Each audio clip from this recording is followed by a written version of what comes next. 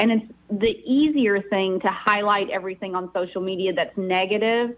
So we wanted to make sure we were also highlighting the positive. So we decided to have a contest where you could go and nominate someone that you thought was courageous, and then we would put your name into a drawing, and then the winner would receive 2 free copies of The Little Shot Courage that were autographed by both Tasha, the author, and myself as the illustrator. And so we did our drawing, and I selfishly, I'm very excited because the winner was from Princeton. I love that. So the winner was Abby Prince, and she nominated Sarah Cookie Eco. Woohoo! Look at you go, girl. I love that. Yeah. And if I can, I would like to read her. Abby sent us a nice little submission about Sarah, about why she nominated her. She Would said, you please? I nominated my friend Sarah Cookie Eco for being courageous. I believe Sarah is courageous because she is a kindergarten teacher. Yes, truth. She enters into her classroom not knowing what the day will bring. You have to be brave with a classroom full of brutally honest 5- and 6-year-olds. I am so glad she will be getting an autographed copy for her classroom so she can share with all of the kids. Oh, is that not the cutest thing ever? It is, and very deservedly so, because bless the kindergarten teachers. Yeah. I'm gonna tell you what, I do good with my own kids. I can't imagine 30 of them. Mm-hmm. But you know what though? When you look at them, does that not? Those are my people. I want to tell you, I'm not gonna lie about it. Little kids that have not been tainted and they see the world through those beautiful twinkling eyes. Those are my people right there. I know, they're the sweetest. I think that's fantastic that they think that much of their teacher that they would write something like that. Can you imagine somebody writing something like that about you? That's amazing.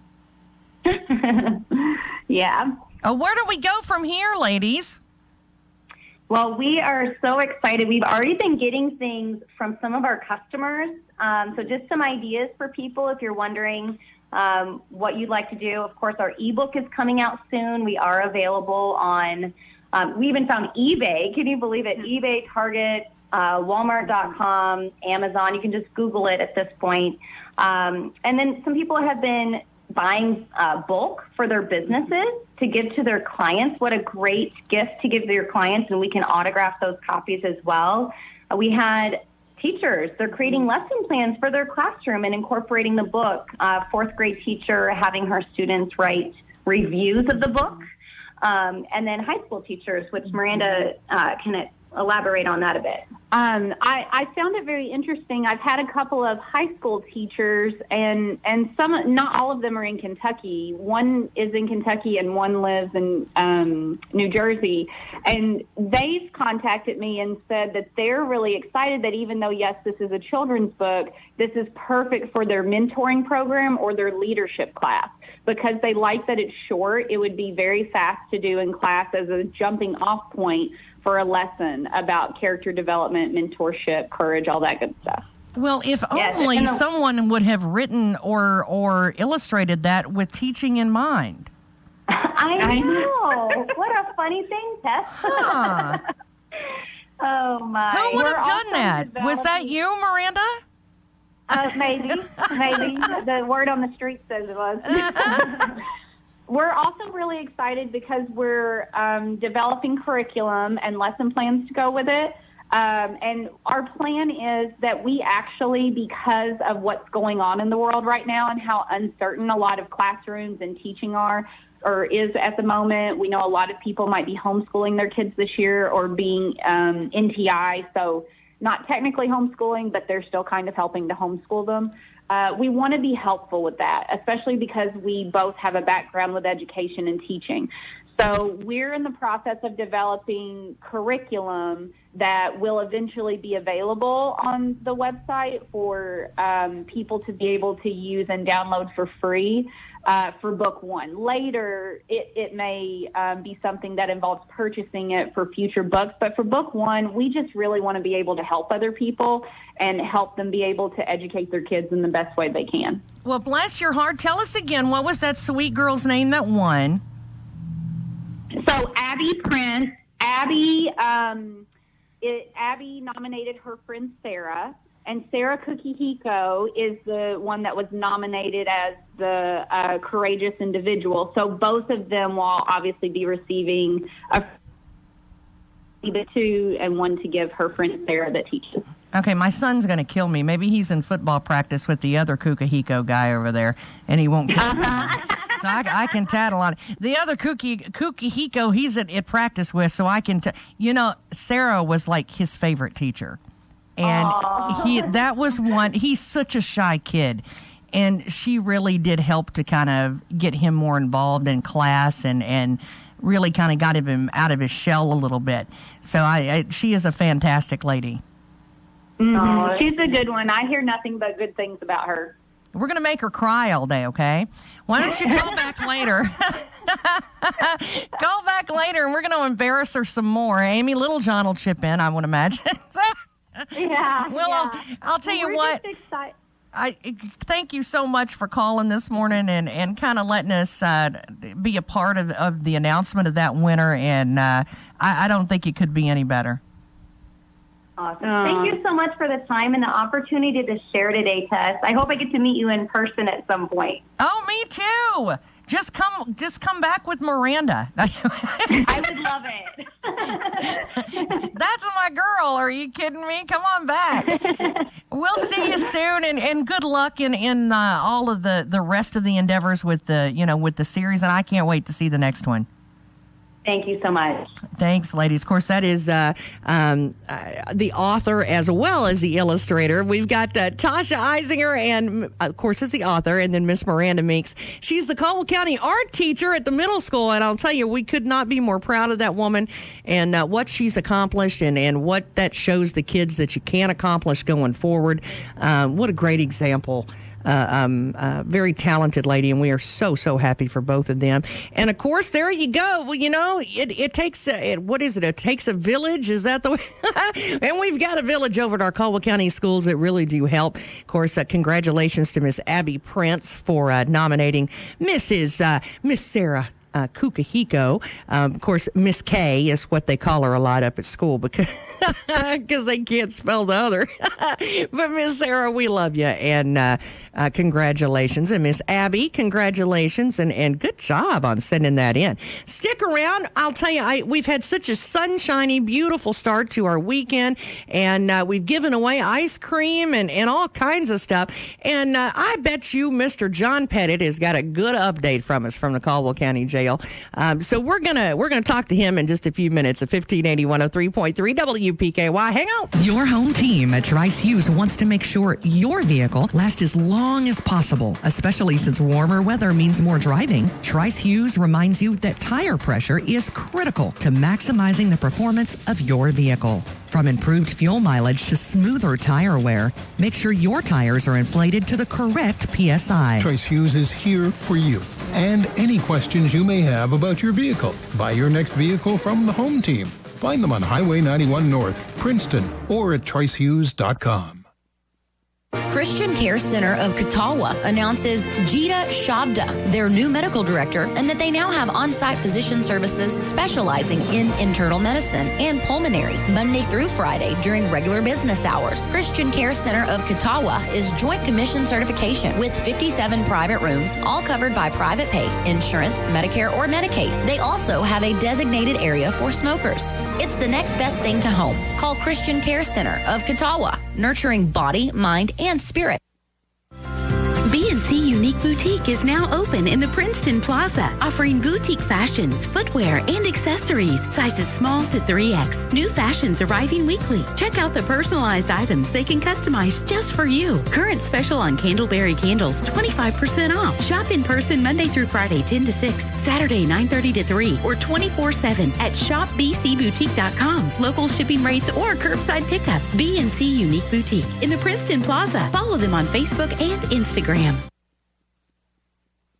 Beach Bend Park is now open daily for the summer and glad to welcome you back with new safety guidelines. Save big on summer fun with a half-season pass for just $49.99, including a Bring a Friend ticket and loads of discounts. Buy one-day admission tickets online for $29.99 with promo code FUN. Enjoy classic amusement rides, daily shows, mini golf, water park, and more. Parking tubes and sunscreen are always free. Visit beachbend.com to purchase tickets and half-season passes. Your WPKY Weather Edge Weather Center forecast is brought to you by Health First Community Health Center. 1580, 103.3 WPKY. Oh, hang on. There we go. We got to do the weather. Got to take care of some business. 20% chance of showers and thunderstorm after lunchtime. High 88 tonight. Mostly clear, low 69. Tomorrow, 20% chance of late morning showers. Thunderstorms, the chance lasts all weekend long. I'm sorry. It's going to be hot and humid till Christmas. That's what the forecast says. Heat index, you got to watch it. You can really creep up on you before you think about it. Heat index in the triple digits today, up to about 110 by Sunday. So please be careful and hydrate, even if you do get a chance to get out of that rain. Now, if anything you're going to be able to do before Monday night and Tuesday out in the yard and field, you need to do that. We're probably going to get a gully washer is what they're calling for Monday night into Tuesday. So be aware of that. It is 80 at 840, 1580, 103.3 WPKY. And then, of course, that'll lead us right back into Coffee Talk. And I've got my buddy John Pettit. How are ya? I'm great. How are you? I'm good. I'll tell you, Miss Miranda got me all in a good mood. She always does. Did you know that book is now in Target and all over the place worldwide? Isn't that unreal? Isn't that wonderful. cool? That is just cool. What would it be like if you're a kid and your art teacher, has got a book out like that? How about that? Now that is cool. I think that would be kind of neat. We've got downtown, you can find a lady that you can make your birthday cupcakes, and she's been on Food Network. And now we've got how many? This is our third Princeton author / illustrator in the last year to hit the big time. So, I don't know what our English teachers are doing, but they're doing a good job. Maybe I should have paid more attention, John. I should have, too. I know that. I'm just saying, there could be something to that. Maybe I just didn't pay attention. That could happen. But, as far as I said the other day, I said, a lot of the news, I think people get, they get worried about it. And it's confusing sometimes when it comes to the virus breakout at the jail. Right. Or the lack of. And that, when they talk about some of these bigger prisons and that sort of thing, and, it's like its own little city or big city, really not even a little city. It's a good-sized city when you think about it that way. And how is our county jail doing? As far as the virus and all of that, how are we doing? We've been fortunate to, as of right now, not to have any cases. It's really starting to spread in other facilities. But like I said, fortunately, we're, knock on wood, not had any cases in our jail. Well, and I think that is, and I would like to say, I embarrass him when I do this, so it makes him uncomfortable. That's okay. I'm going to pat him on the back a little bit. And the people that you work with as well, because that's a community effort by all of the people that work there to really, keep that at bay. Yes, and my staff just goes beyond anybody could ever really imagine to help keep it out. Now, of course, it's spread here in this community quite a bit here lately. So we're just hoping we can just continue to keep it out and keep everybody safe and happy. And I believe that's what we're going to be able to. However, like I said, it could happen at any time. Well, and I want people to remind themselves, too, before they, think about, they're not going anywhere. Why in the world would they get? When you got to think about a jail is not as easy as a local, doctor's office or restaurant to keep clean. You're talking about something that is a 24-hour day a job and still seems impossible. It's, that is something that is tough to do. Yeah, it is. It's really tough, but that's where you put good people in play, and they've worked their butts off to keep it clean. And we don't just rely on the inmates. It's my staff that cleans daily. Well, I could say it cleans hourly. However, the people that comes in off the street, I mean, it's, I hate to be the gloom and doom, but, it's just a matter of time before something that that's beyond our control is going to happen. Right. We hope it doesn't, but like the old saying goes, you prepare for the worst and hope for the best, and that's what we've done. Well, now, thank goodness the updates. You've been able to do some of those too, right? How have those gone? Those have gone really good. A lot of people still kind of don't understand how the jail works. Back when Justice Mitten sent down some orders on this virus, at that time, 68% of the county jails across the state, 68% of the population was released. Oh, wow. I don't think I realized that. And now, is that all of them? And is that a state or a county thing? It was all in county jails like mine. Okay. I'm a life safety, but there's state facilities that are still county jails. Okay. Christian County Jail, Hopkins County Jail. I got you. But 68% of their population was released. And I think a lot of people don't understand that, because we've had calls at the jail and say, why did y'all release him? Well, because the judge told us to. So we don't have a say-so or really an opinion when it comes to releasing people. If the judge says you release them, we get an order from him stating you release them, we release them. You've got a boss, in other words, and Yes. it's not your decision. You do what you're told. Yes, and like I said, everybody that comes through the jail has been arrested by the police. They come to our custody, and we're responsible for their care. And then when the judge says release them, then that's what we do. So I think a lot of people still, like I said, still don't understand that we had no control over that whatsoever. Okay. Well, and you're the gatekeeper, basically. Yes. You're just told when to open the gate and when to shut it. Yes, basically. Okay. Well, and that's one thing that I think a lot of times it's not something that unless you're really and truly faced with something like that, it's not something you do a lot of research on, or you know exactly how it works, I don't think. No, and a lot of people's never been involved in the criminal justice Right. system, so they don't understand what goes on and how it operates. But the thing about it is that, like I said, it gets complicated at times because, Justice Mitten has sent out several orders, and the last one kind of relaxed the first order somewhat. Okay. And more people are staying, and, as of today, as of this morning, 87 people's walked through our door in the last 30 days. Really? Yeah, so, Okay. We're still open for business. Right. And I think we have 22 in there this morning. So, it's my only issue that I've had really is that the court systems has always been closed. They're doing video arraignments and things like that, where our circuit court is now open back up to in person. And if you take an inmate that come off the street and you have to quarantine for 14 days, like the Department of Corrections says, and he's on his 11th day and he goes to court across the street, which means he exits the building. So when he comes back, he has to spend another 14 days. Oh, I didn't think about that. On top of that, yeah.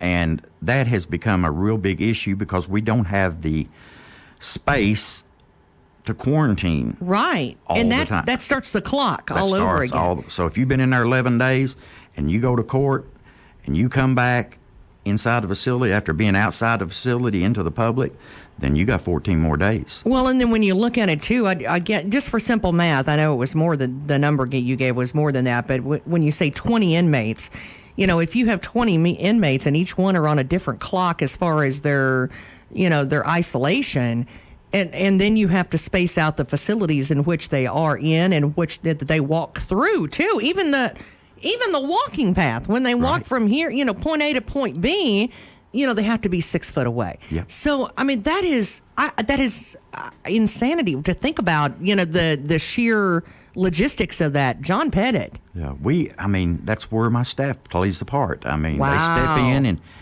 everybody that comes through the jail has a mask on. We check everybody's temperature outside the facility. Deputies and everybody. If you come to work and your temperature's going to be checked outside before you're allowed inside. Right. Any movement inside, all mask. Everybody wears a mask. But, I have to take my hat off to my staff. I mean, they see to it gets done. So. I got to tell you, with that kind of, as far as the regulations where you have to do all of those things and just the logistics alone, I mean, you've got a staff that is smart and very willing to go above and beyond when they can not only pull something like that off, but are very willing. Oh, yeah, and they're not complaining. The ones that works 12-hour shifts and everything that's going on, they're not complaining. They don't come to me and say, I can't believe I have to go home. Most of them are, just every one of them are like, do you need me to stay longer? Is there anything I can do before I leave? Do you need me to run and pick up something for the jail before I go home? Right. So how are we doing on PBE, by the way? I mean, that's another question I've heard recently. Well, we're in pretty good shape right now. Inmates and personnel, both. Yes. We, no inmate leaves the facility or moves in the facility without a mask on. Okay. They go to court, they have a mask on. If they move from one cell to another or around any of the other staff, they have a mask on. So, it's been interesting, I can put it at the least. Well, and as far as like mealtime and stuff like that, has that changed all of that too, I guess? Yes. The meals stay the same, but how we serve it and how we spread it out through the jail is, changed. Not necessarily, even restaurants are only 30% capacity. So I would imagine, the cafeteria looks much different. Yeah, it's a different way of doing it, but it's working. And like I said again, that's where my staff plays a part because I can't be there 24/7. Right. And so they take it over when I leave. And matter of fact, they take it over while I'm there. They do a lot that beyond their call of duty. Well, now visitation, I know that we're still no visitors, right? No visitors, no services. What about mail? Mail comes through. Anything like that? Right. Now, are they still receiving mail? Yes. Oh, so yeah. they can still, talk to each other. Yes, and then, they have the phone system so where they can still communicate with their families, things of this nature. And it's rough on them psychologically. Right. Not being able to see their family come up and see them and things of this nature. And we're kind of looking into video visitation like other jails have. To try to where, they can see their kids or see their mom or see their dad or whatever. Because when you're locked up like that, regardless of who you are, we're still humans. And we have to treat each other that way. So we're looking into that. Is that something that it seems like it will happen, or is it something that you're needing help with? Could a little help or a push in the right direction make it faster? No, right now I'm just weighing out the pros and cons. I'm looking at every angle because our phone provider is Securus, and they're working with us right now to see if it's feasible for them to come in and do it. And but I'm hoping that it works out even once this stuff is over with, if it ever gets over with. But once it's over with, hopefully that will also benefit the inmate, mental health wise, as far as being able to call, see who you're chatting with, things of that nature. If you get down or if you get yourself in a bind. Well, all of us, I think lately, I think you and I have talked about it too. I think all of us are feeling it a little bit. It's, where you're cooped up for long periods of time, whether you're at your house or the Caldwell County Jail. Right. It can feel much like that. And when you're confined and contained and you don't get to see people or talk to people as much, I think a lot of people, are on edge, let alone someone now that has legal issues as well on top of dealing with corona. Right. And like I said, the mental health is really taking its toll on some of them. However, like I said again, my staff has taken, we take measures to try to keep it at a minimum, as much as we can. Now, as far as intake really hasn't changed much. We're kind of fairly back to normal anyway, intake-wise? As far as numbers, yes. We're still low, but at 22, but...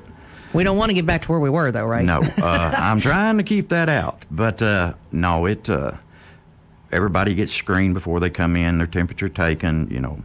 We don't allow anybody in the facility other than incarcerated people until the Department of Corrections says otherwise.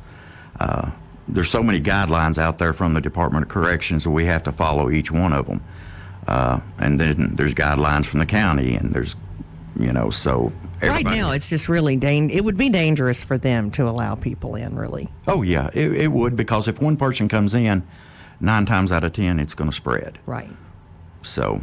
Well, and I'll tell you, again, when you say you have 0 cases there, I think that's phenomenal. And good job for that, because that's something that's not easy to do. Right. And, like I said, the only problem that we have is the deal bringing them out and then bringing them back in.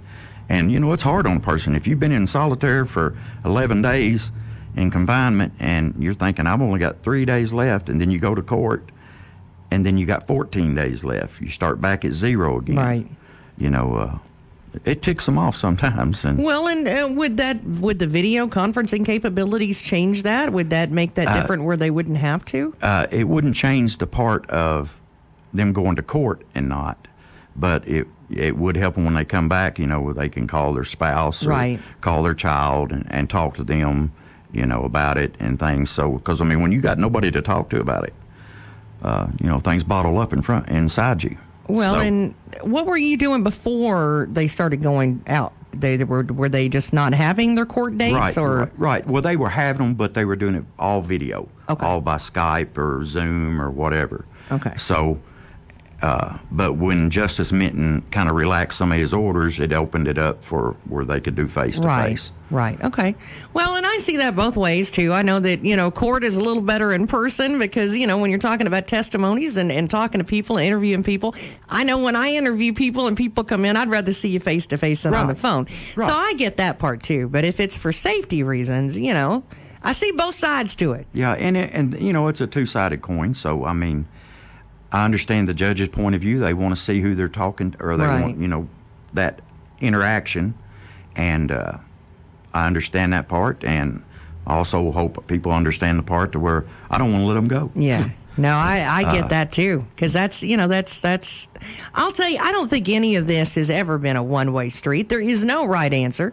There is 2 answers, or 4 or 5 or 6, and, pick one. And I don't think we're ever going to completely agree on all of it, but I think if we can agree that we all would like to find a compromise in the middle, and, we all be nice to one another and be able to work around, and compromise, I think that's where the fix is. But I do want to congratulate you guys on keeping that, a healthy and clean facility, because I know that's not easy to do. It's not, and like I said again, it's my staff that I have to praise for it.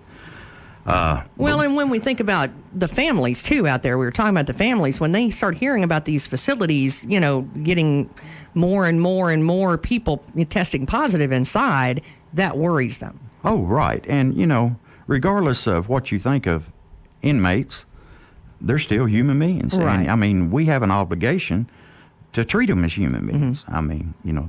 That's my point of view on that part is, you just don't lock them up and throw away the key. Right. Well, and it makes, families nervous again, and rightfully so. And we wanted to give an update to make sure that, everybody knew how we were doing here, because it's been a little bit since you've been in, and, I know. And kind of visit and see what's been going on health-wise with the jail. Yeah, and we've done, like I said, there's grandmothers and mothers that call the jail all the time asking about how they're doing and things of this nature, and we always try to be helpful to them and explain to them how we're doing it, so it kind of eases their mind. Well, try to have some patience with them too. Oh, especially when you call. This job is a lot about patience and understanding. I mean, people having patience with y'all, because I hope they do. You're only doing what you're told. Yeah. Of course, if you're just joining us, we're talking to Caldwell County Jailor John Pettit.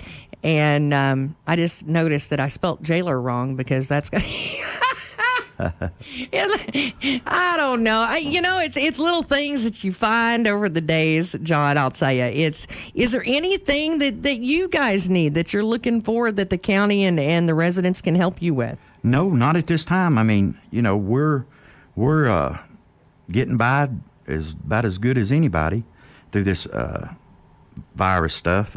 Just people to remember that there's so many ideals floating around on how to do things, and, you know, we're trying every one. If it works, we're sticking with it. If it don't work, we kick it to the curb and move on. It's a spaghetti. You see if it sticks or not, right? That's absolutely right. Sometimes you got to throw it up and see if it sticks, doesn't it? Yep.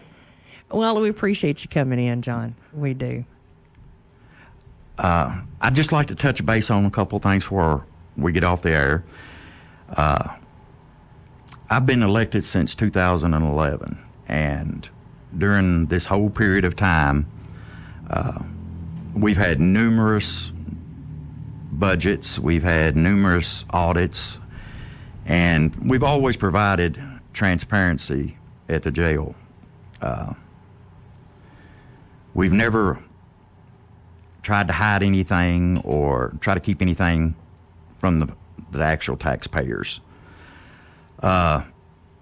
Each year, we always are under budget. We're always on time. We never come back to physical court. We never ask for any extra money. We always have, every audit that we've had has always been clean. There's never been an issue with any kind of finances. There's never been an issue with where money went or how it was spent. I even had one of my auditors tell me that they wished other jails their bookkeeping was as good as ours. With all that being said, that's because Caldwell County rocks, by the way. We keep a tight ship, and of course I was elected in 2011, and for the first 4 years it was a big change for me. I had to keep up with all the records and everything, and I put different people in different spots to try to keep up with these records, and to be honest with you, it just didn't pan out. And after 4 years, I decided I've got to do something different. Things are changing. The demands from the state and government are changing. So I hired somebody in my family.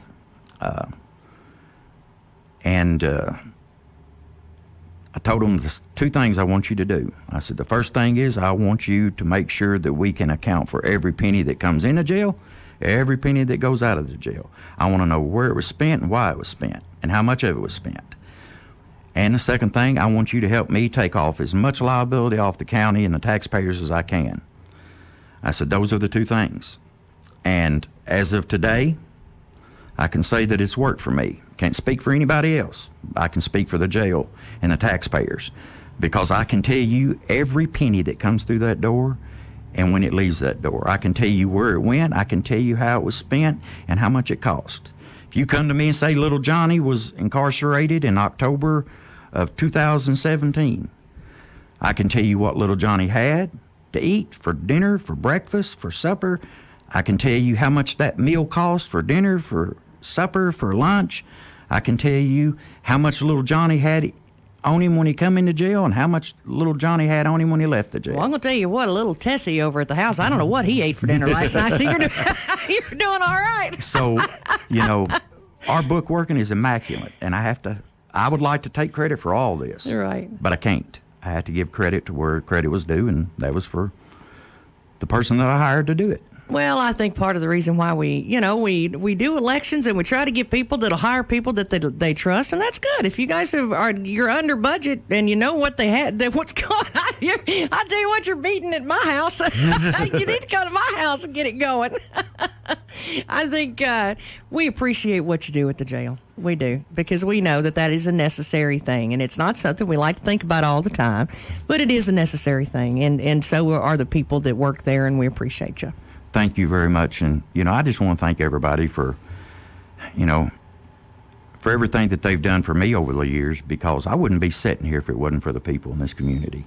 And I don't take that lightly. I'm humbled by it. And I owe them 100% of me to do what's right. And I've tried to do that. Now, I'll just tell you, it don't always turn out right. But I think when you do it, and you do it wholeheartedly, and you do it for the right reasons, I don't have anything to gain as far as I'm not trying to climb up no ladder. I'm not jumping on nobody's bandwagon. I do it because it's the right thing to do. And that's what they wanted from me, and that's what I'm giving them. They say why, and you say, because my grandma said so. Yeah. I'd like to say that a few times. That's my boss. Back in the day, that's your boss, is your grandma or your grandpa, and that's where you learn it from. It's a Caldwell County thing, and we're proud of you. Thank you very much. I just still can't believe you know what people ate 5 years ago. Yeah, I know. I'm going to tell you what.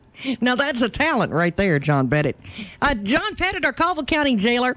And, again, we appreciate you and congratulations for, being COVID-free and for making sure that stayed that way at the jail. Well, I hope you don't jinx me by saying that. I'm not in the business of jinxing, John Pettit. But I ain't gonna never say never, because the first time for everything. You got that right. Hey, you know what? It's 9:04. It's a Friday. John, we have given away ice cream after ice cream after ice cream today. We've given away ice cream cakes and T-shirts and ice cream cones and dilly bars and all kinds of stuff. And there's also a contest right now going on online that if you'll go and look, you can answer the trivia question, and that's how you get registered to win for next week, because we're going to do it all over again next week. How about that? Sounds great. That sounds fantastic. Stick around. Of course, Audrey Lamb has got your update on the boil order coming up. If you live in Fredonia, you're still under a boil order until further notice. She's going to let you know what's happening with that. And Todd Griffin's got all of your sports updates coming up in just a few minutes on 1580 103.3 WPKY Princeton. ABC Finance is open with social distancing implementations in place. They believe it's more important now than ever to get a handle on your finances. Hi, this is Jody Lamb at the Princeton ABC Finance location. And this is Todd Morse at